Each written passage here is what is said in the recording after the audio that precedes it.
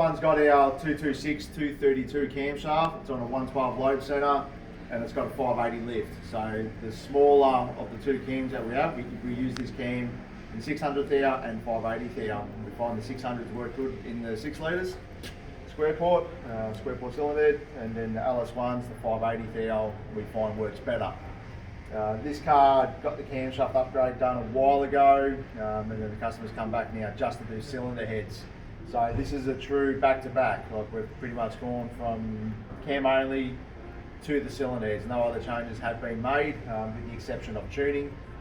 But it's not back-to-back test if you don't actually tune for the mods. So quick rundown. It's just got the VCM OTR, it's got the pacemaker trial wire extractors through a twin 2.5 inch cap back and some high flow cats. So still a very basic setup.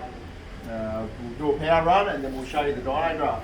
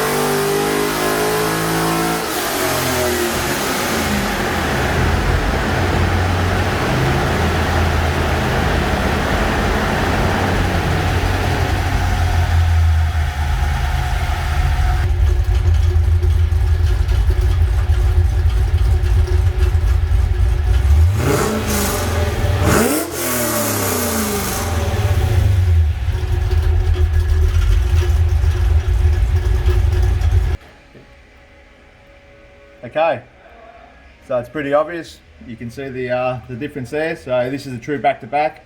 So 297 kilowatts, 498 Newton meters with the stock cylinder heads, same camshaft. Now with the Blackwell CNC cylinder heads, they're still using the 241 castings. They are 328 kilowatts now and 536 Newton meters. So good gain, but the one thing that people need to take in consideration, yes, we made good power in the high RPM ranges. So from 5500 onwards, well, let's come back a bit. Let's say from 4,500, that's when it starts to ramp off. And then you make peak power, you know, from say 6200 and yeah, whatever it is, say 300, and I'm not good at adding things up, but 330 odd kilowatts, so 30 odd kilowatts in the high ranges. Now, if you're an aggressive driver, and you rev your engines and you like to rev them past 4,500 RPM, then this is a bloody good upgrade.